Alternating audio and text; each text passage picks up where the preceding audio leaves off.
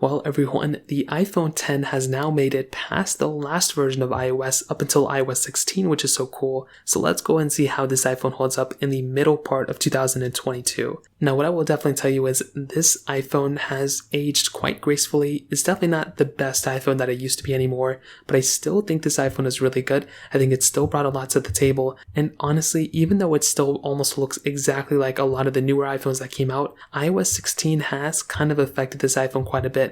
And I'm not really happy with the way Apple has approached this specific device, and we'll talk about that in a second. Now, with the body, as most of us know, nothing has really changed here. It still looks exactly the same, it still feels exactly the same, and that's not a bad thing. This iPhone, honestly, when it first came out, was ahead of its time, and it's still holding up very, very well. Again, when I compare this iPhone to a lot of the phones that have already came out this year, it really feels almost exactly the same. It's missing a frosted glass back. Other than that, it still feels and looks extremely, extremely relevant.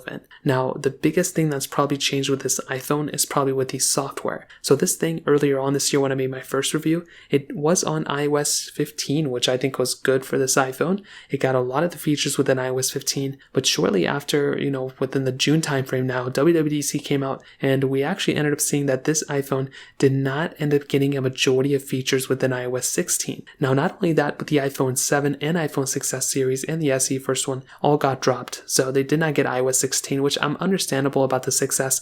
The 7 should have easily gotten it. I'm glad the iPhone 10 got it, but honestly, the 7 should have gotten it. But the amount of features that Apple limited on these devices is actually pretty insane to me. They cut out so many different features on these devices, it's not even funny. So I'm not really too sure why Apple did that. I feel like they could have easily supported these iPhones, but for some reason, they cut out so many features, including there's no Face ID in landscape, which I talked about before, which is kind of understandable. There's no live text in any way. There's no sending emojis within Siri. There's no hanging up calls with Siri. There's no typing with dictation off, meaning you can't type and dictate, text and that stuff for some reason, which is very weird. You can't add medications within the camera, and you can't lift subjects from the background, meaning you can't remove the background instantaneously from an image in the background. So with an iPhone like the iPhone 10, I feel like Apple could have easily supported at least half of these features to this iPhone. And we saw earlier this year, this is another really big thing about the iPhone 10, we saw Apple kind of start to limit a lot of the things around the iPhone 10 as well. This iPhone did not get contactless payments.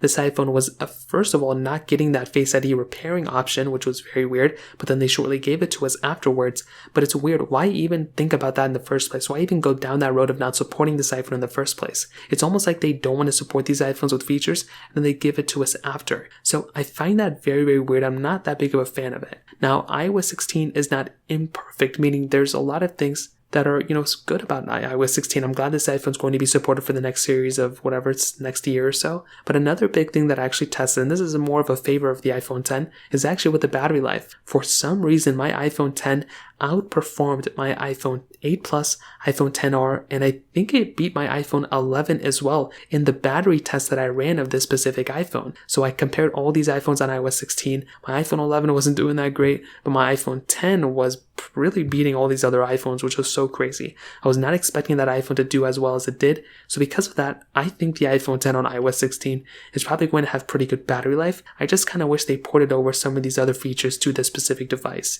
Now, looking forward for the next several months, I think the iPhone 10 is in a good spot for the most part, at least in software updates. I just hope it gets a lot of these newer features, hopefully within iOS 17, if in iOS 18 if it ends up getting it. But I think ultimately the iPhone 10 is still a really good iPhone in the middle of this year. A lot of things are kind of going against the favor and against the grain for the iPhone 10, but honestly, I bought another one for like less than $190. I think it was like $190 or something. It was a very good deal, and that iPhone was fully functional for the most part. And honestly, these things are still selling for very cheap. For around $200 or even less than that, you can pick up an iPhone 10 and not have to worry about a lot of different things with these devices, which I'm honestly super happy about. So when it comes down to it, I would say definitely by all means go buy an iPhone 10 if you want to. If you're rocking an iPhone 6s, I think an iPhone 10 is a really good upgrade. Even an iPhone 7 or below, go for the iPhone 10. It's still supported, and it's probably one of the better iPhones, at least price per dollar, that you can still pick up in this day and age. So that kind of covers it up. If you have any other thoughts or questions, let me know in the comment section below. Hit the like button, that would mean so much, but definitely hit that subscribe button. More importantly than everything else, I love every single one of you guys. Hopefully I'll catch you guys in the next video.